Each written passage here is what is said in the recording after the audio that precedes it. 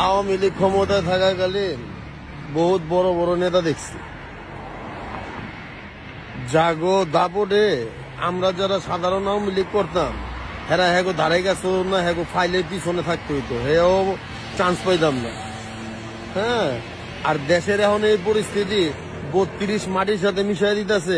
এক বাইঞ্চ ধরো দেখি না যে 2 ফুটা চোখের পানি হালায় একটা স্ট্যাটাস দিতেছস, তো করে তো খুঁজেই পাওয়া যাইতেছে না। বাইঞ্চ দ্বারা পারস না টাকা পয়সা কামাইছস আওয়ামী লীগ ক্ষমতায় থাকাকালীন, পারস না একটা যুদ্ধের ডাক দিতে? হ্যাঁ, চিন্তা তো করো যে করছস তো খারাপ ব্যবহার আওয়ামী লীগের যারা ছিল তৎকালীন হ্যাগলগ, যে ডাক দিলে আইব কেরা?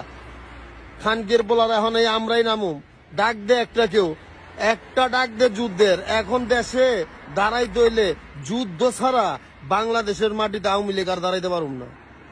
তো এই কারণে বলতেছি একটা যুদ্ধের ডাক দে, অপেক্ষা করতেছি আমরা সবাই। নেত্রীর অপেক্ষা এখন থাকলে আর হইব না। নেত্রী এই দায়ভার নিতে যাব না, এখন আমাদের নিতে হইব। চুরি করছস বাইঞ্চোদারা, এখন এই চুরির দায়ভারের লেগা, দায়ভার মুক্তর জন্য, আওয়ামী লীগকে বাঁচানোর জন্য যুদ্ধের ডাক দে খানকির ছেলেরা।